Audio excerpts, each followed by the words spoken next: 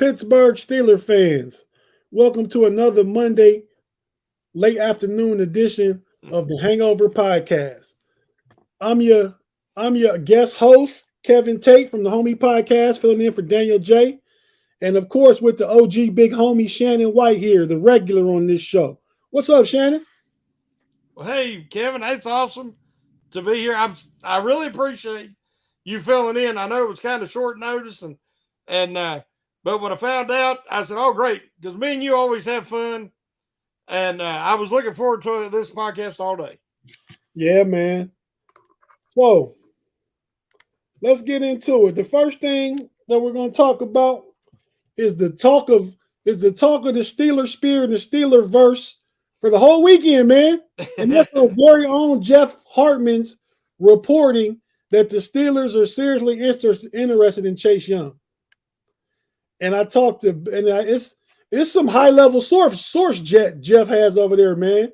I mean, I talked to Bad earlier this morning when he called me about filling into this, and we were talking about that, and he said, yeah, he knew the source. We can't tell who it is, but it's somebody high up in the Steeler organization.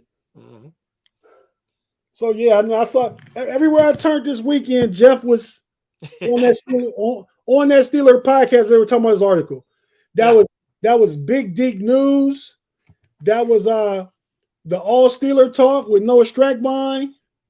He was a guest on Locked On Steelers with Chris Carter this morning. There's another place or two that I got some of Jeff's stories. So, man, but what we're going to talk about, shout out to Jeff for breaking the news on that one, man. Yep. But what we're going to talk about is, what do we think about Chase Young to the Steelers? What do you think?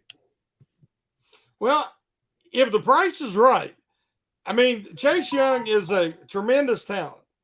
And as Tomlin said, the Steelers don't want to be in position ever record-wise to draft high enough to get a guy of his abilities and his talent. I view Chase Young as a 4'3" defensive end.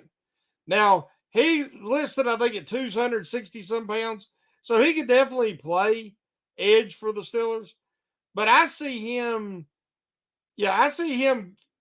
getting up to probably 280 to 290 and eventually being a guy who could play similar to a Stephon Tuitt role for the Steelers.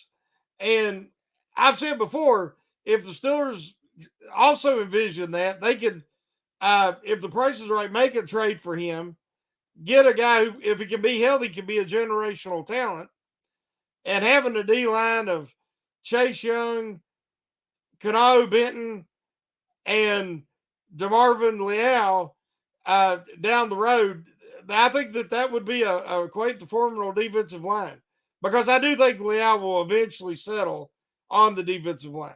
Right now, they're taking advantage of his versatility, but I think in the long run, he will be a defensive lineman.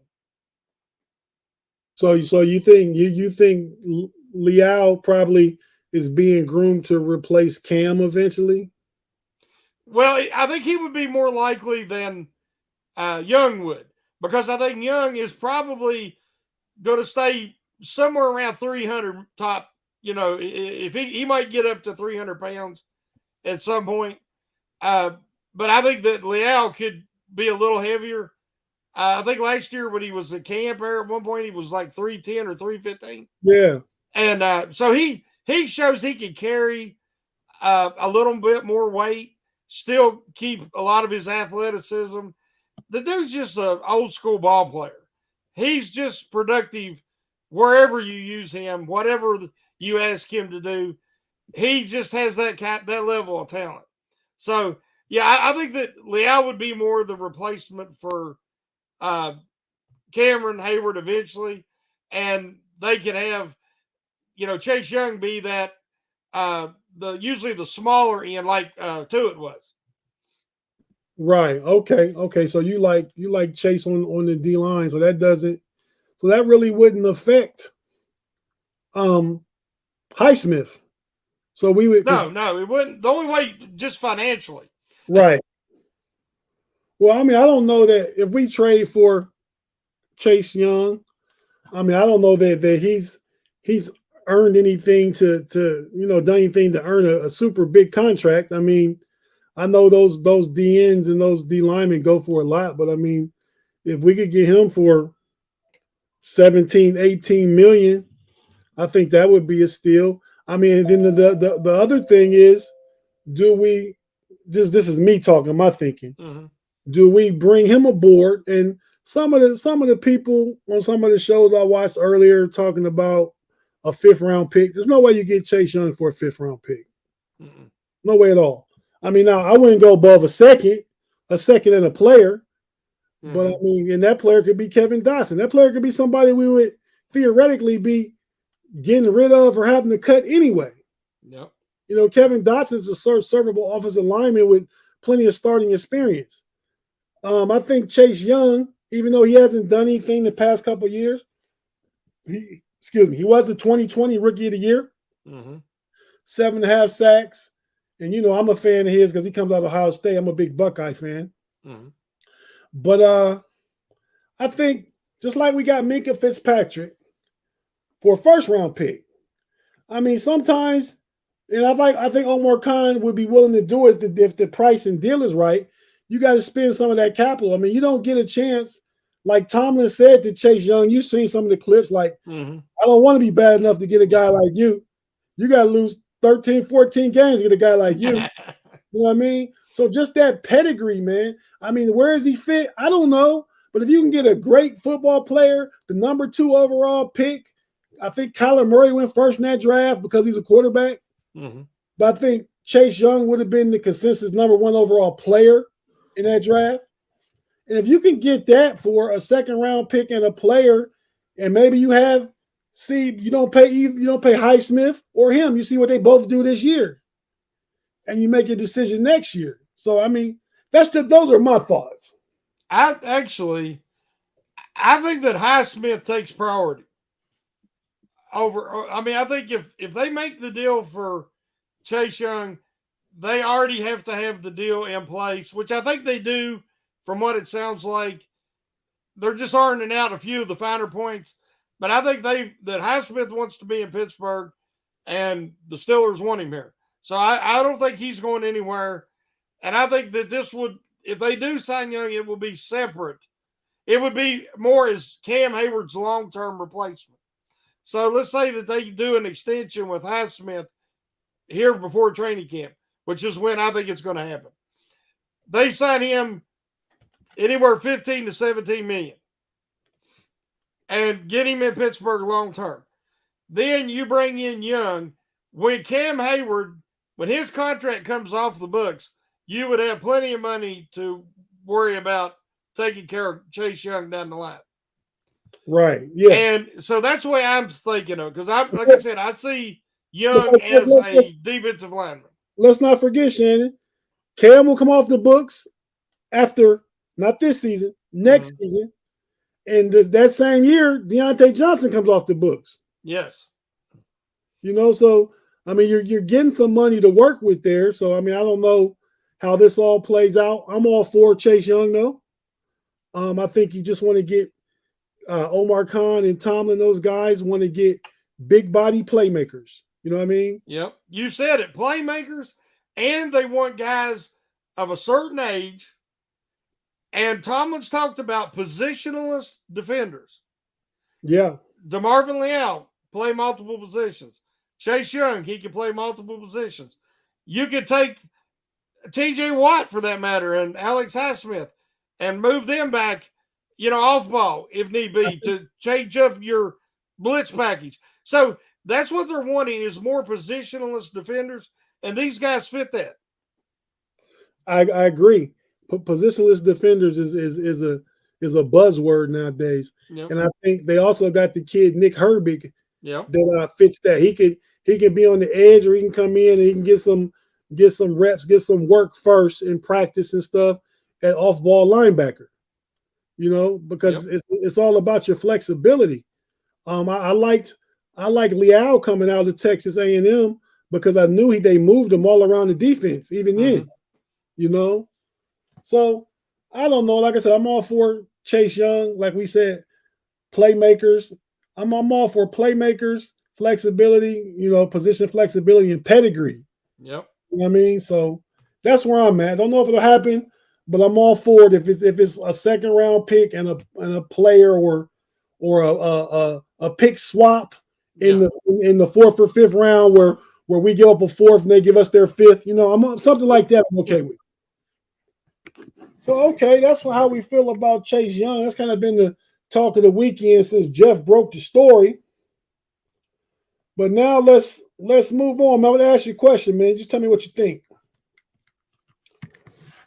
So we've had a great offseason, right? When you say we have a great offseason, free agency, the draft, everything we've done, Omar Khan has done, I think has been great. So the question in our show notes is, what cherry on top move are we expecting the Kahn Artist to make before Latrobe? Yeah, it's funny. I'm working on an article right now about an off-season of pleasant surprises. We have Father's Day coming up, and I know that I love surprises, but I always think I got to clarify that was as pleasant surprises because nobody likes to be shocked. Well, this Steelers offseason has been it's just been so much good news and strong acquisitions. So I'm expecting, I don't think that Kahn and company are done yet. I really don't. I think that whether it's late in when all the people start getting released from training camp, they can make a move or two there, but hopefully they're pretty set and solid when that time rolls around. But between now and the start of training camp, I think I want to see the cherry on top for me would be to get the Alex Highsmith deal worked out. Get an extension, and so we know that he's going to be with the Steelers long term, because I think he's priority number one right now. Who's available? You would think that he would have maybe bring in a Quan Alexander or a Deion Jones, somebody who could give him a little bit more depth at off ball if the price is right. And I think that's what they're doing. They're not desperate, so they're sitting back and just waiting to see what'll happen. But for me, I guess the cherry on top of the sundae would be getting the deal worked out with Alex Highsmith. Yeah, I think that's a good one. Let me ask you a question. What do you think about, we talk about off-ball linebacker and the need for one? You just mentioned Deion Jones. And who else did you just mention? Quan Alexander. Quan Alexander, yeah. So what do you think about, I just read recently the past couple of days that the Steelers are going to be trying Keanu Neal out at linebacker this week. If they could get him at linebacker, do you think there's a potential that they try and get another safety? If he shows up and shows good at linebacker, because we know he played at one season in Dallas. Yep. And he's a big box safety. So in today's game, he's probably 5'11", probably 225. I mean, not like the big Marlon, Vince Williams, Levon Kirkland linebackers of the past, but a linebacker in today's game. I mean, so what would you think about that? Oh, he very well could be a safety. I just don't think there's a lot on the safety market right now that that is real attractive. Well, what if you could play Keanu Neal as one of the backers, and we know he's flexible, so that gives him the flexibility. You're in the linebacker room, but if we need you as safety, a box safety at that, you can play that. But what do you think about somebody like Jabril Peppers is still available on the market? Well, that's just it. A lot of these guys that are still available, they come with either red flags, they ain't always character. A lot of times it's their ability, their athletic ability. They have holes in their game. Keanu Neal has holes. Right, yeah. So you don't want him in coverage. Right, you don't want him in coverage. Yeah, and so I could see him giving him solid minutes as off-ball linebacker like he has in the past. But, again, I think that one of the guys that everybody's sleeping on is Tanner Muse. I liked him a lot coming out of Clemson. Yeah, when he was coming out, I said he's a tweener, he's a hybrid, but he could give him minutes as a move linebacker and coverage and as a safety. in a box safety because he's got 4.41 speed. Yeah, he played safety at Clemson. Yep. And I wanted him whatever year he came out, but like they always do, the Raiders just jump the gun on everybody they take. But I like him a lot. Yeah. So I just don't know if there's better options out there right now in free agency, especially for the cost, because obviously some of these guys are holding out for a starting position or they're holding out for more money. And I'd rather see what the Steelers have, honestly, at camp before they reach for any of the guys left out there on the market.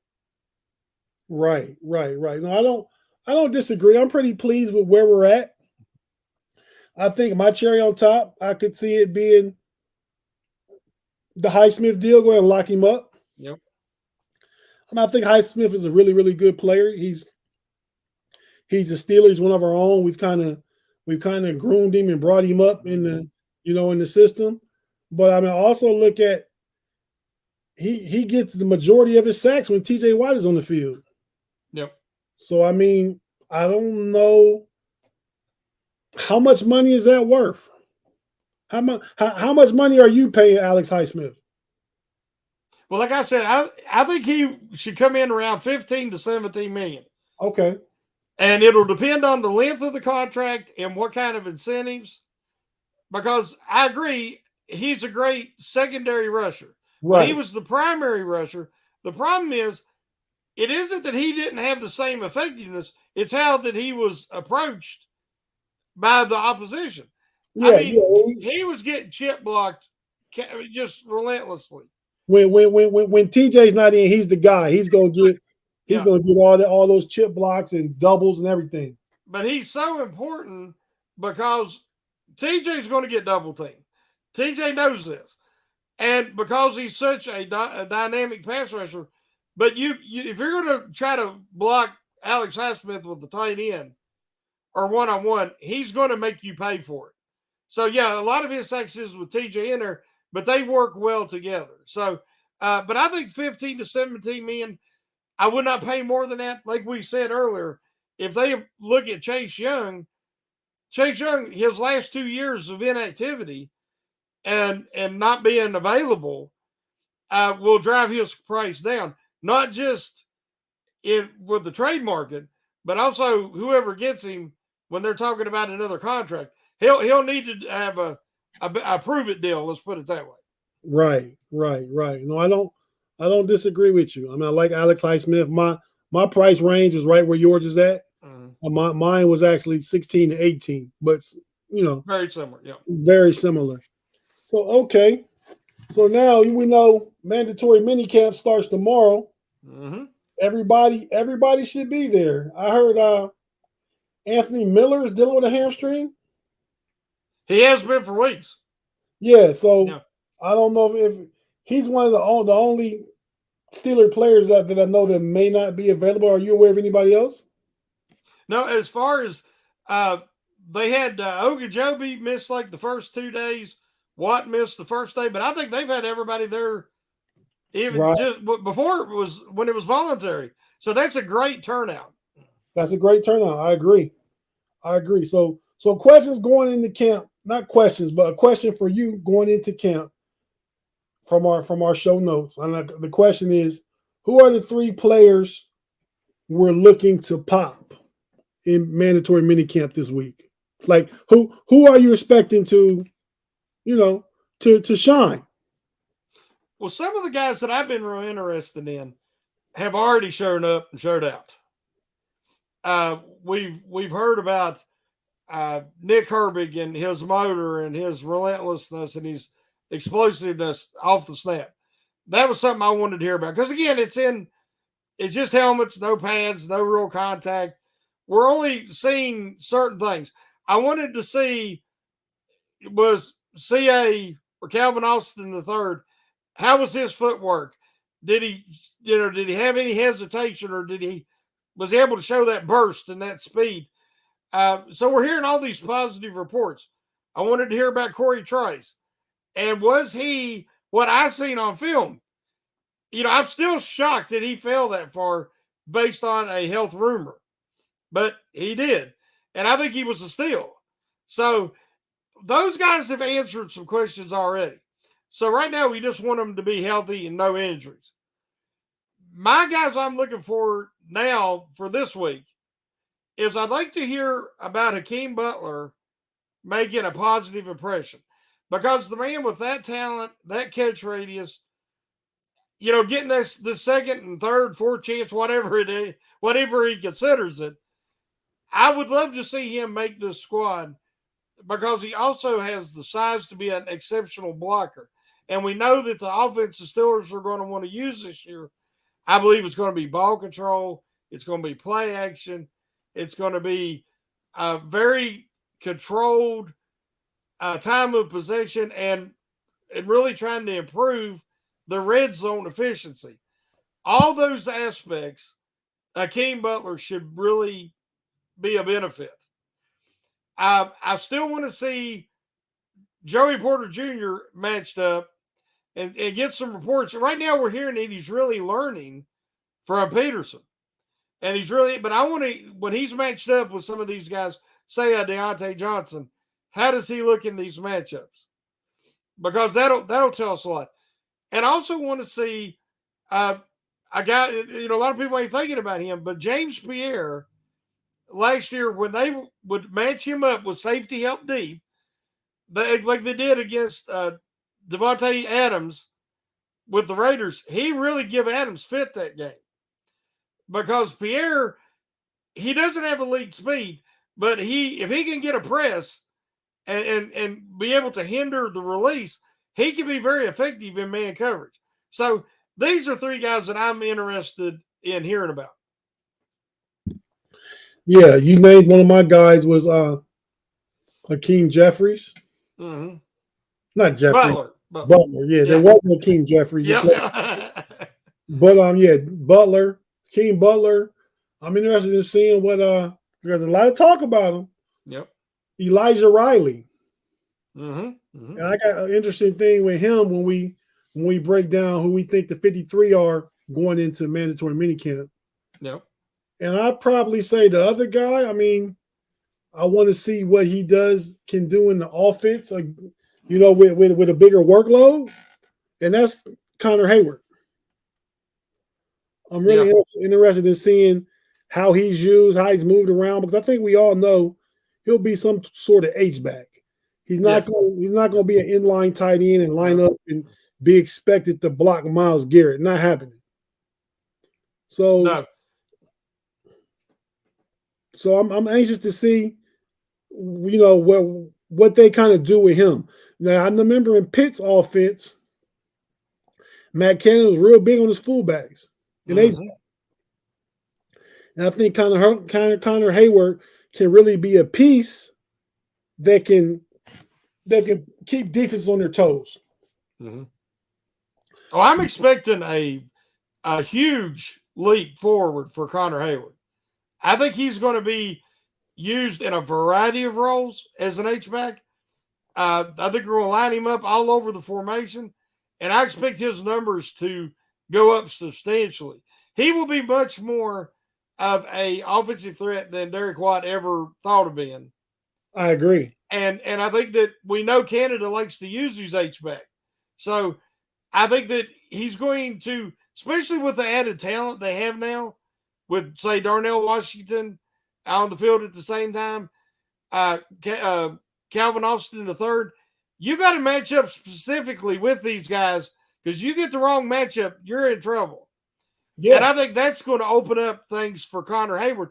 And I love Connor Hayward. He came out and said he don't think there's a linebacker in the league that can cover him. And he didn't say it in a boastful way. He said it in a self-confidence way. And that's what he needs to do. And that's what the Steelers need him to be. I definitely have an appreciation for that confidence, man. Yeah.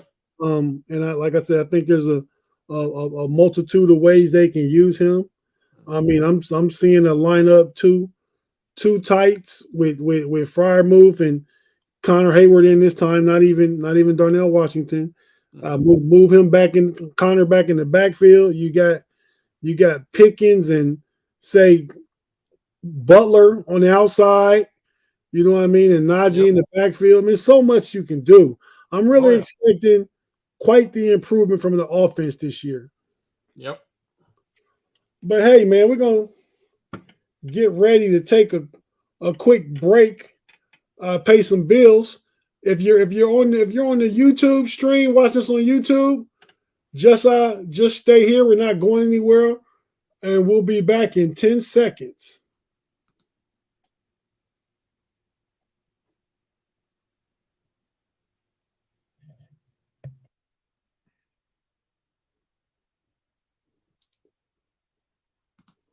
And we're back on the Hangover Podcast. I'm your guest host, Kevin Tate, along with the OG regular host, Shannon White.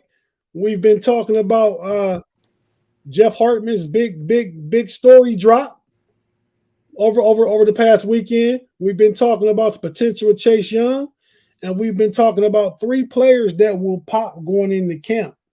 Everybody in the live chat, we appreciate you guys being here. You guys are doing a lot of chatting with each other. If you have any questions, me and Shannon got a few minutes before we get into our 53-man roster breakdown. If we were going into the season today, ask us some questions. We got time to answer a few, and then we're going to get into the 53-man roster. But while we wait to see if the live chat asks some questions, Shannon, let me ask you this: what So right now, who do you think is the starting left tackle? I would say right now, just knowing how that Mike Tomlin and the Steelers handle their business, I would say it would be Dan Moore Jr. I think that Dan Moore is going to have every opportunity to compete at right tackle as well. I think that they probably talked to him about that to him at his exit interview, and he says he did it on his own in the offseason. The guy got ripped up. His upper body definition is greatly improved. He put in a lot of hard work this offseason. This is a guy that he knew the likelihood that they would try to get a left tackle in the draft. And he's like, okay, I'm ready to compete. And if I don't win that, I'm going to win the right tackle position. He's had the perfect attitude about everything. He put in the work, and I think we're going to see benefits this year. I think we're going to see a much improved Dan Moore Jr. And it would not shock me at all.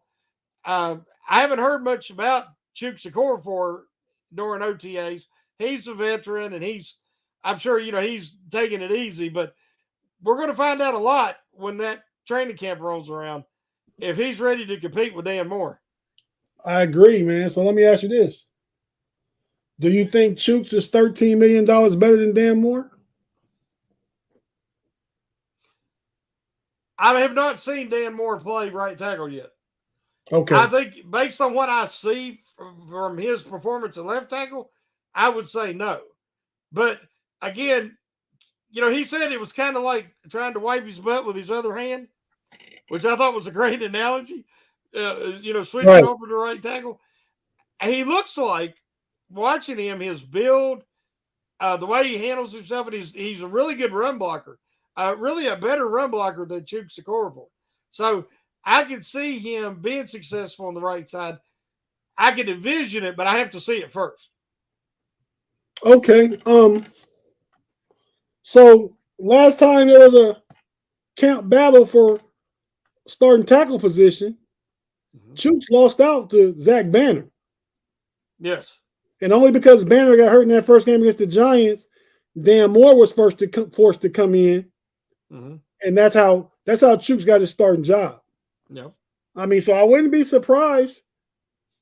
Outside him not regularly playing right tackle, I wouldn't be surprised if Dan Moore could beat Chooks out. Oh, I wouldn't be shocked either. Matter of fact, last year I seen a real change in Chuk Okorafor, and that he had more intensity. He seemed to be more confident, and I think he had his best season easily. So I didn't think that I didn't want the Steelers to give up a lot to move up to get another tackle. I definitely did not even want a right tackle because I thought that the right tackles in the draft, what the Steelers would have had to give up to get one, they already had a core four and Dan Moore. So the only guys I was interested in trying to get in that first round was Paris Johnson and Broderick Jones. And Broderick Jones was the more athletically gifted. He's a little bit younger and has a little less experience. But I think long-term potential, he has it because he's the most athletic left tackle that I ever remember, maybe in Steelers history. So I would really like to see him take over when he's ready. But if he's not ready, and Pat Meyer decides he's not ready to be the full-time left starter, then I have no problem with Dan Moore starting out this season at left tackle. Right. And what I heard about Broderick Jones is that if not for experience, I think he played 19 games at Georgia. Yeah. If not for lack of experience, he would have been a top 3 pick. Yeah. Athletically, yes. Yeah. Yeah. I mean, so that's crazy tackle pedigree, man. We're talking about up there like with, Trent Williams when he came out 15 years ago. Mm-hmm. The Redskins, you know what I mean? So his mobility is special. He moves on his feet like a tight end. A very athletic, solid road grader tight end. He pulls. Yep. And he pulls with bad intentions. Oh yeah. He's smashing anything in front of him.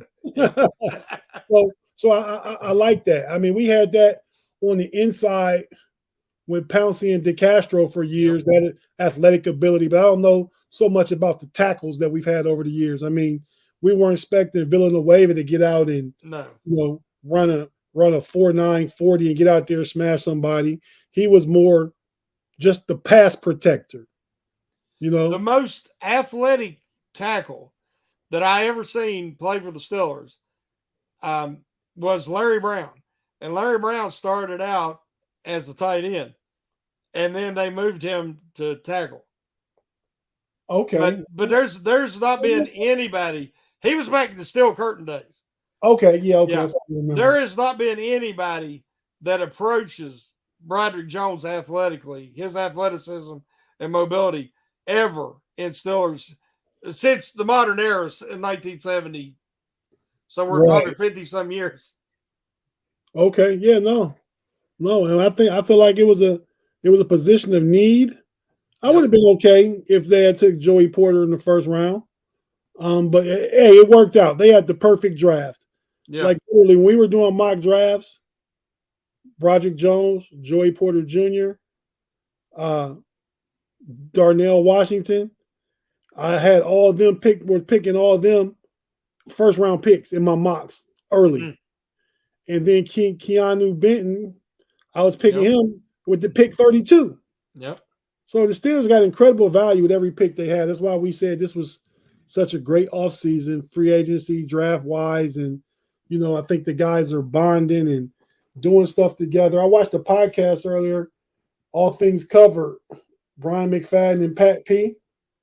Mm-hmm. Troy Polamalu was on there. Great podcast. Just talking about the Steeler culture and how those guys used to be in those Super Bowl winning teams and stuff. Yeah, it just came on today. So if you get a chance, check it out, man. It was pretty good. Yep.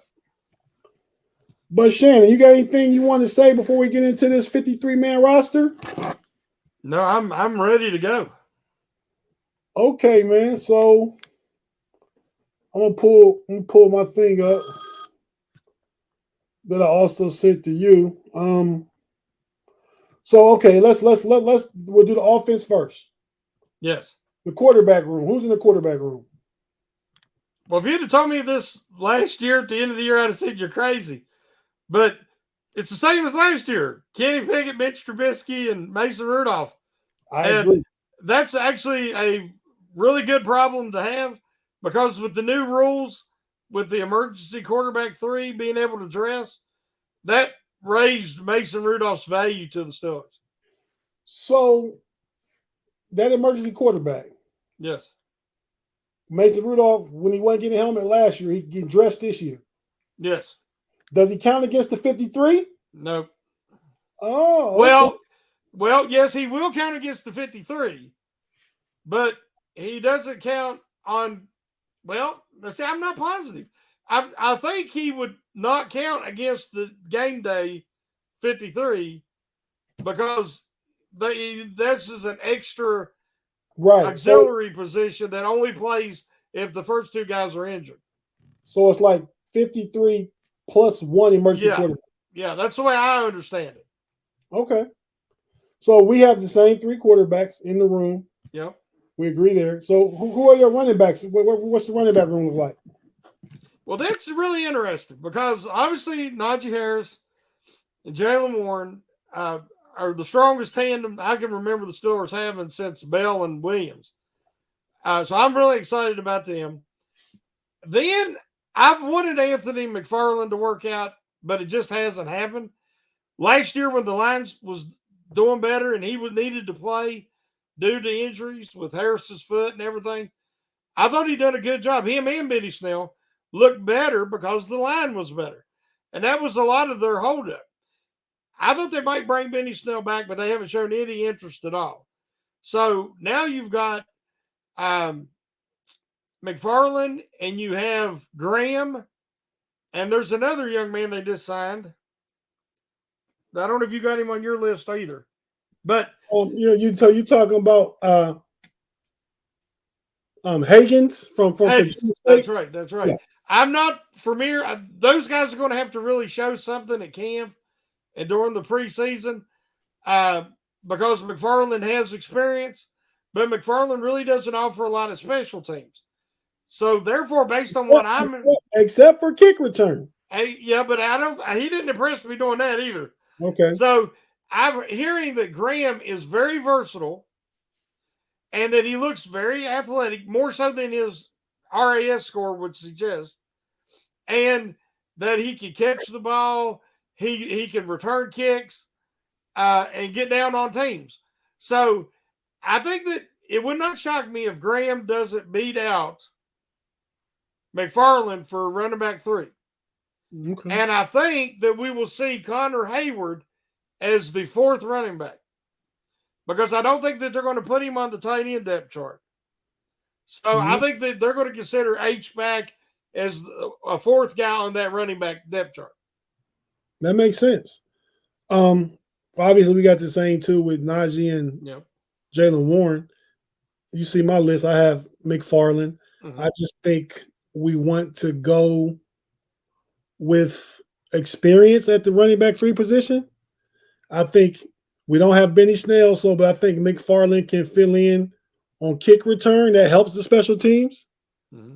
And at that position, not that he'll be the number 1 kick return guy, but he can do that. And I think we fill Benny Snell's kick coverage with another player. I'll call his name when we get to that position later. Yeah. And I agree with you. I got Connor Hayward in the tight end room, but I agree with your H-back and making him the 4th running back. So instead of having coming up when we get to tight end, instead of having Connor Hayward in that room, I'll have him with the running backs at 4. That doesn't change anything on the as far as the total 53, but yeah, I like that. So now this is a tough one. Yeah. The wide receivers, man. Yep. Yeah, that's the hardest one. Offensive line's pretty tough, but that wide receiver is really tough. Of course, we're going to go with Deontay Johnson and Pickens. I think that Calvin Austin III is going to make this team. He's going to be the primary kick returner, and I believe that he's going to give them that speed element. A lot of times it might only be a decoy, jet sweep, stuff of that nature. But I do believe he's tough enough. I believe he's durable enough. He has to prove it at his size. But watching his film at Memphis, he played like a guy bigger than his size. So I think he will be in there as number 3 or number 4. Number 3, of course, is Allen Robertson, who I think is not only going to bring them veteran presence which he's already teaching these guys what he can mean to George Pickens is it can't be understated. He can really teach him the ins and outs, the little nuances, hand usage, getting released off the line of scrimmage, setting up his routes better. As we know, he was a little sloppy last year. So I think that he's going to be a real asset. So you take Robertson, then you have Austin. So that's 4. I think Boykins makes the team because Boykins is to me, the best gunner in the NFL. And that is so valuable. And if they do this offense like we think they're going to do, they need another big body receiver who can block with a really good catch radius, who could really be an asset in the red zone. And last year he was in there, they just didn't throw it to him. And there was times he was open, but they didn't even look his way. So I think that has to change this year. I don't think it has to change. And then my sleeper is Akeem Butler, because I think that Akeem Butler has that drive and that determination and that hunger now that he did not have as a younger player.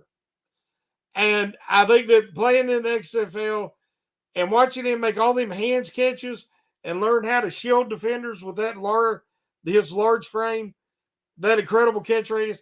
So that's my 6 guys: is Johnson, Pickens, Robertson, Austin, Boykin, and Butler. Okay. I mean, surprisingly, we have the exact same 6. I'll just say we're missing, outside of Calvin Austin the third. Yeah.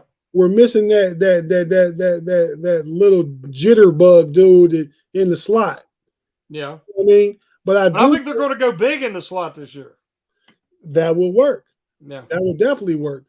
So maybe it won't matter. But I was going to say, I think the versatility of the Steelers receivers, like you say, going big in the slot. I think if you want that kind of, herky jerk, fake you out dude in the slot for a few plays, Deontay can slide down to the slot. Yeah. And you have Pickens and Allen Robinson on the outside. The problem with Deontay in the slot is he just does not have the toughness, and he does not like to run after the catch in traffic. He will look for his sidelines or he will go down. He is very frail, and he does not like to play through contact. That's why I said a few plays. A few, yes, a few. Plays. But cause I agree with you there. Yeah, he shies away from contact. That's why he gets a 10-yard catch and then he gets an 8-yard reception. He jitterbug back 2 yards trying to avoid something instead of just put his head down and just get what you can get. Exactly. Yes. But so I think that if we go big in the slot, there's really no problem. I agree with you about Boykin. I don't know all the gunners in the league. He's the best gunner I see every week. Yeah. He's the best gunner I see every week. And opposite to him was James Pierre. When we get to the corners, we'll talk about what's up with him. Yep. But so we had the same 6 receivers. I wanted Akeem Butler, I believe 2019. Yep. Might have been 2018. Coming out of Iowa same State. year as Deontay. Okay. I want him to come out of Iowa State. Yep. Just as like 4th round pick, like where he went. I would like for us to be able to get him. Might have been better for him to play with Big Ben instead of going there and Kyler wasn't there. Yeah, I don't remember who was their quarterback, Arizona's quarterback in that year was. But again, we talked about it with Chase Young, just the pedigree. This guy's 4'4", 40, 6'5", 225, amazing catch radius. I mean, sometimes you just gotta shoot the dice and take a shot at some of these guys, man. I think that's what Pete Carroll always does, which is why Seattle typically always has a good team. And Bill Belichick will pick up some guys that were considered busts or rejects and rejuvenate their careers. There's no risk involved, really. No risk at all. So I like him to make it. So we got Anthony Miller not making it. You got Gunner not making it. No, Anthony Miller is already hurt. He's perpetually hurt. I really thought he could really help him last year, but he got hurt. He's that's been the trend even when he was with Chicago. when he was healthy, he had some good numbers, but Right. he was hurt a lot, and he's already hurt. So I kind of wrote him off. He could still surprise us this year, but I'm not seeing it. And Gurner Osewski is a guy who's a kick return specialist, but he's unreliable, and he cost him a game last year. Yeah, and Tomlin lost faith in him, and I don't see it coming back. That was a game against New England, right? He's old too. Yep. But okay, so we both got. So I think we both have 3 quarterbacks, 4 running backs, because we moved Connor Hayward to the running back room. And we both had the same 6 receivers. Mm-hmm. Now I'm guessing we can be quick with the tight ends. We'll probably have the same tight ends. Who you got? Oh yeah, it's Freiermuth and Gentry and Washington. Okay, I got those same 3, not necessarily in that order. I think I got Washington probably playing more snaps than Gentry this year, but he's a rookie, so we'll see. I mean, I think you'll have to earn it. Yeah, he will. And prove it. I mean, as far as in the regular season. Okay, yeah. So I think that they'll start out with Gentry because they trust his blocking, but we know that Washington's got all the talent in the world, and I think he'll quickly overtake Gentry and take that position. But I think to start the year, they might stick with Gentry. Right. Okay. So if you look at my list, Shannon, we go O-line. We got about 17 minutes. And we got to get to the defense. So I have 8 O-linemen, but if the quarterback is 53 plus 1 emergency, I would get one more player. And I probably might go on off the line and carry 9. But go ahead and tell me what offensive lineman you got. You can use my list and then add and tell me what you think. I think we probably got the same first 1, 2, 3, 4, 5, 6, 7. Probably first 7. Yeah, looking at your list, Mesa Cole, James Daniels, Samalu, Chukwuefor, and Dan Moore would be, the starters. Right. And because I think, like I said, I think Broderick Jones will come in later. I don't know if he'll start the season. That would be great if he's ready, but we'll see. I think you've got is Dotson going to be traded, or will they keep him for quality depth? That's why I don't have him on there. Yeah. So we're not sure yet. Either way could happen. Yeah. Oh, if he's on the team, he's on the 53. Yeah. But I think he's been doing so much yapping in the media. Yeah. You know what I mean? I just think, what's Tomlin say? We don't want hostages. Yeah. We want volunteers. Oh yeah. I think Kevin Dotson wants to go somewhere else and see what he can do. Yeah. And honestly, I like Nate Herbig as a backup better than I do Dotson because of that attitude. Right. And I think Nate Herbig is a guy who, a lot of people are not realizing, but I think he can fill in at center also. He has played some center. Yeah, because you don't want to move Daniels or Samalu. You want them guys, if they're healthy, to be right where they're at. And Mason Cole's the starter. So I see you don't have Kendrick Green on your list. Well, if I went with 9, I mean, if I could get 9 now, yeah, it would be between Kendrick Green and Spencer Anderson. Yes. The 7th round pick who has tremendous versatility. I mean, he has to be. I mean, we won't want him to play this year. Yeah. But I mean, he's played tackle, he's played guard, he's played center in the Big Ten. Yep. So I like the potential, just as that positional flexibility that we talk about. Some of the guys that we're talking about who don't make it are going to be practice squad. Yeah.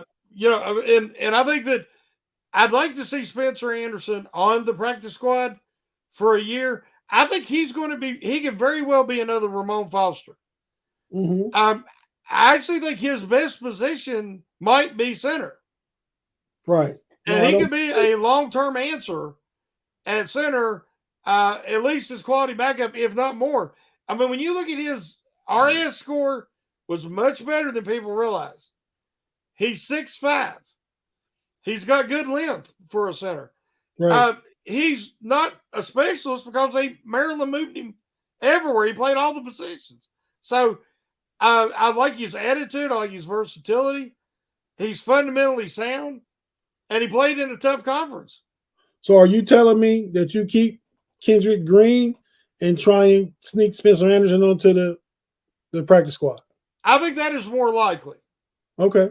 But now, the more we talk about Anderson, and if he has a really good preseason, more people might be paying attention and taking notice than I realize.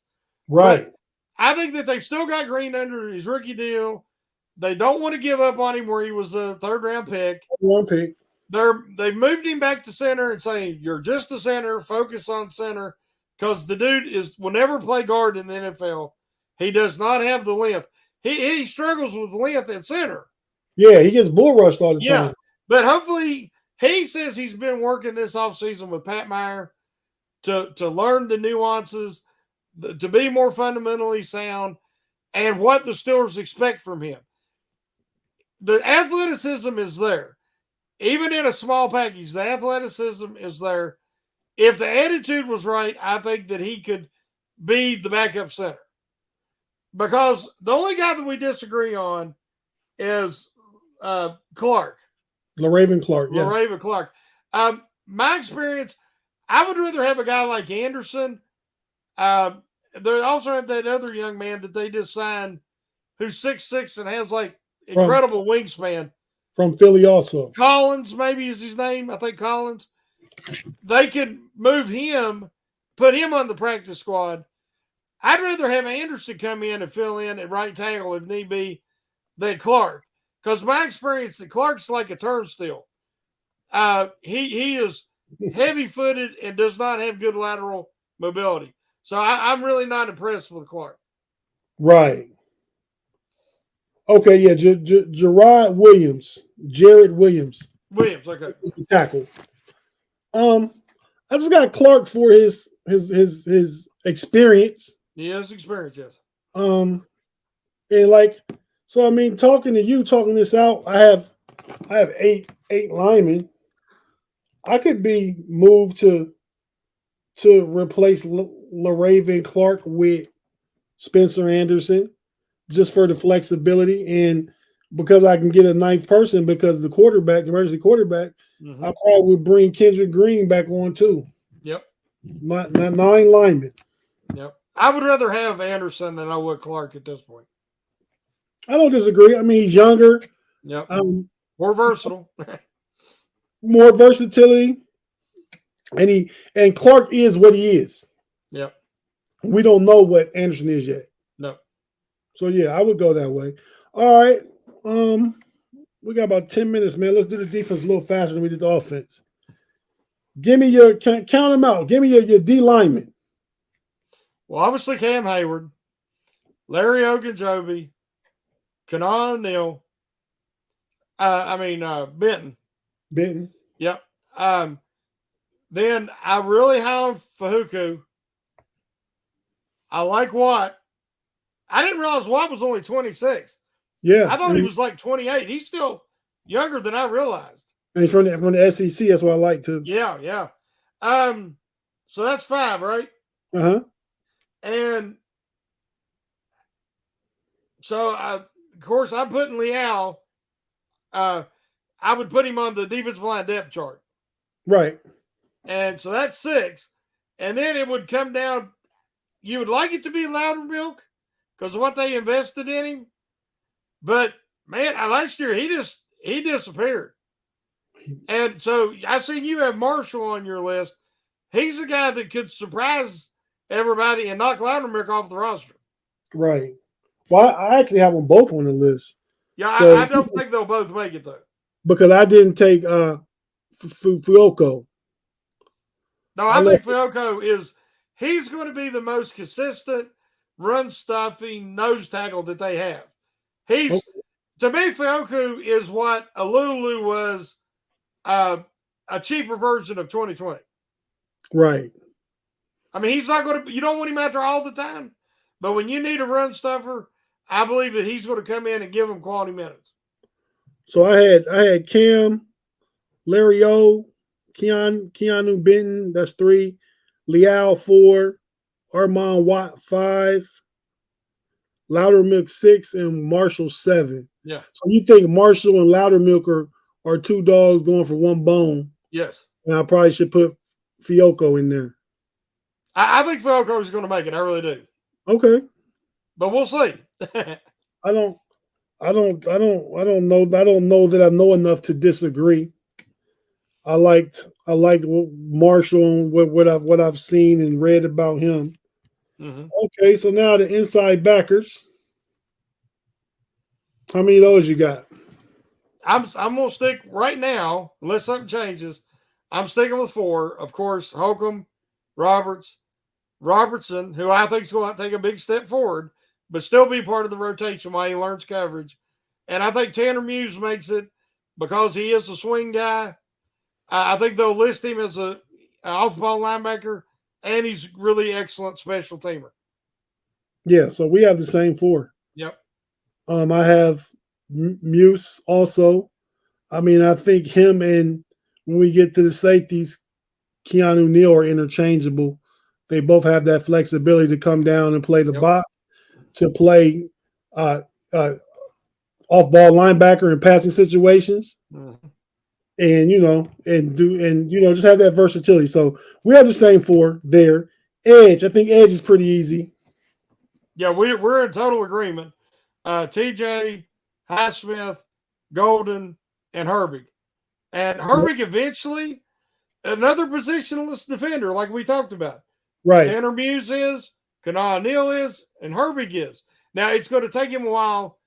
He's not played off ball before, but he almost seems destined to give them snaps there in the future.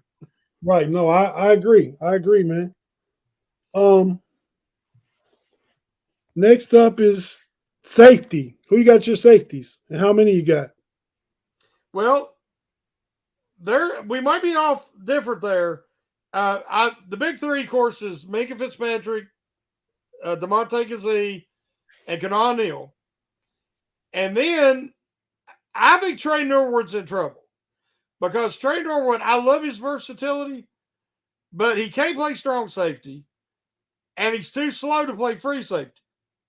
And in the slot, it's hard to match him up because of his lack of foot speed. I like Elijah Riley. And I think it's going to come down to Elijah Riley or Killebrew. Killebrew is a great special teams guy. But I think Riley can be a solid special teamer as well. Where Riley has the advantage is Riley played some slot for the Jets. And he scored much higher than Killebrew. Killebrew played slot with the Lions. And Juju burned him that time for the 90-yard touchdown in Detroit. I remember I don't know if you remember that back in the day, but I didn't remember that it was Killebrew, but I remember that play. Yeah, he toasted Killebrew and got deep on him. So I think that Riley has an advantage and that he's a better slot guy, but Killebrew is really, really good at special teams. So that's kind of a toss-up right now. Okay. So, yeah, I got Minkah, KZ, Neal. Those are the big 3, right? Yep. And I got Elijah Riley, too, because of the flexibility he offers to be able to play the slot. And I think that affects the cornerback room, too, because of his ability to be like a backup slot defender.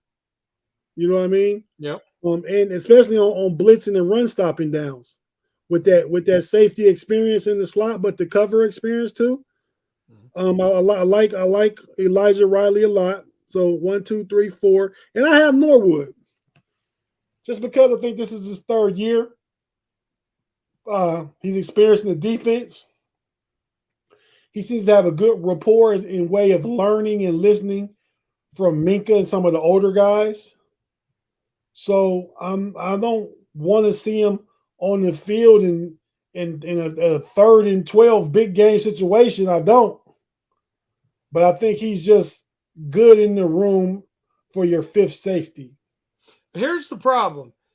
They're going to a different defensive philosophy, not just positionless defenders, but they're going to be doing a lot more press or zone, matchup zone. I don't think you're going to see the soft underneath zone coverage like we have seen them be tortured, by opposing offenses the last few years. You're going to see a lot more press coverage. even out of the slot. And I think you're going to see bigger defenders, and they're trying to increase team speed. And therefore, that's why I think Norwood's out. Okay. Because Norwood really lacks in the speed department. It makes a lot of sense what you're saying. I mean, we'll figure this out in Latrobe, right? Yep. So cornerbacks. Who you got? Well, I was just looking at your list as well, and I think we're agreeing pretty much. Sullivan, I have some questions on, but Patrick Peterson, I think, is an upgrade from Sutton as far as he has more speed. He's more athletic. Sutton's younger and really smart, but so's Peterson. But, of course, Joey Porter Jr. is the future cornerback one. Right. That's what he was brought in for, and Peterson was brought in to groom him. That was their plan all along. Getting Corey Trice was just – he fell in their lap. I think he's going to be an eventual starter for him. I think he's going to be a quality cornerback. I think he's excellent at press coverage. He is really was a steal, and I think he'll prove that. He won't be a starter immediately, but I think he's going to be a real contributor. So there's three. I think James Pierre is in a better situation now with this type of defense that they're going to be running. I think it will actually hit a solid season last year. I think he'll be better as your number 4 cornerback. As far as who's going to be the slot guy. So where you said Pierre is good being number 4. So where do you put? You haven't said Levi Wallace yet. Well, I forgot Wallace. Okay. Yeah, actually, I'd forgot about Wallace because Wallace is going to be a starter. Right. Okay. Opposite of Patrick Peterson. And Wallace is quality. I just forgot about him because I got excited about the 2 rookie cornerbacks. I do too. So that bumps Pierre down to 5. Yeah, that bumps Pierre to 5. Sullivan, watching his tape, it scares me. But Minnesota was not a good defensive team. So you give him a better supporting cast, and he might perform much better. Yeah, he's going to have to, or he's not going to make the team. He played good in Green Bay. Yeah, I'm talking about Minnesota. Yeah. His most recent tape. Yeah. But I just felt like we needed that extra nickel, that slot guy. So I mean, we got Elijah Riley, a capable safety. We got Pat P that's capable of going in the slot, but they want to move him around more than just, on the outside and in the slot. I think he'll probably get some time in the backfield and free safety and stuff back there with Minka too. Mm-hmm. So yeah, I went with Pat P, Levi, Peasy Jr., Trice, Pierre, and Sullivan. Yep. And I like Trice. I listen to a podcast. I listen to a Steelers podcast all the time. Listen to a podcast where people were telling us to pump our brakes. Steelers, pump your brakes on Trice. I mean, Trice is the real deal. I'm not expecting to come in and make a big splash or big numbers this year. Mm-hmm. But we were lucky to get a 4th round talent in the 7th round. I seen him ranked as high as 3rd round by some predictions. Consistently 4th round. Right. Okay. And he ran faster at the combine than people thought he was going to. Yeah. And that raised his stock. If you watch him, you're coming back from that injury. He eventually went to a smaller brace the second half of his senior year. And he started moving even better. And they say at camp he's looking very smooth. So, not all 7th round picks are created equally.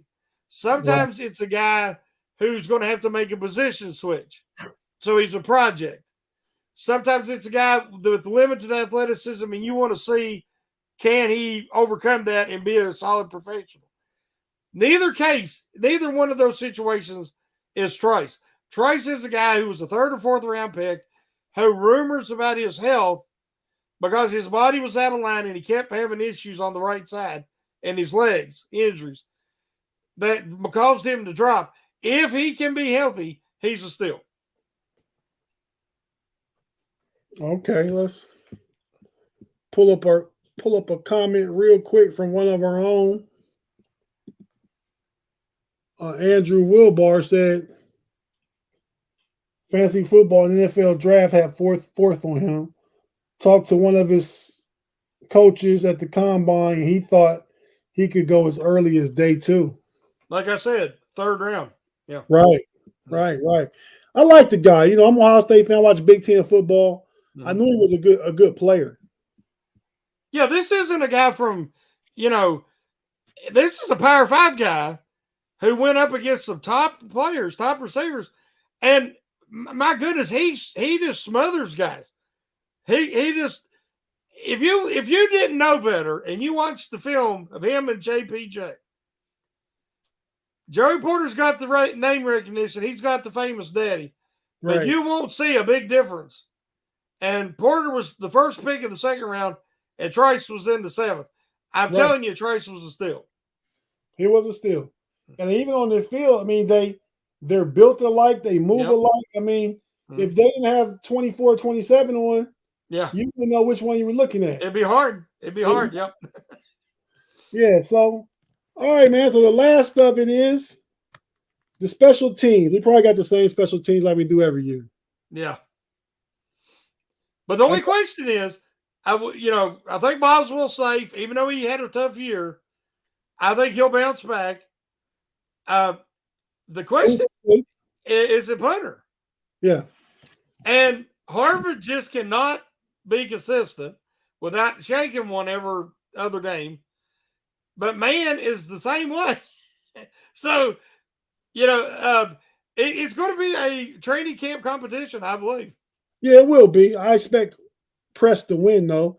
I mean, I wish we had kept Waitman when we had him and Harvin both. Me too. Yeah. But so that wraps up who we got on the 53 as of right now. Hopefully, Alex Highsmith gets his money. Hopefully, we get a Chase Young or Isaiah Simmons, one of those two as an additional playmaker on the defense. Mm-hmm. I think we're pretty much set at offense. I mean, Canada if he's the cook, he got a lot of ingredients to make up a good meal. Yep. That's how I feel about that.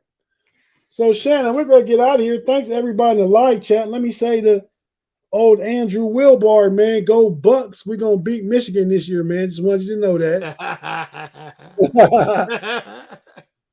But, yeah, Shannon, tell them what you got going on. What's going on? What you got coming as far as articles? What we talking about? What you talking about on the curtain call? I know Jeffrey's going to be out this week. He's in Costa Rica. Lucky Jeff. Yeah. But I've got an article I'm working on as far as pleasant surprises, kind of in honor of Father's Day week, and we all like pleasant surprises. And the Omar Khan and the Steelers have worked overtime to give us a bunch of pleasant surprises already this offseason. And I think there might be one or two more to come.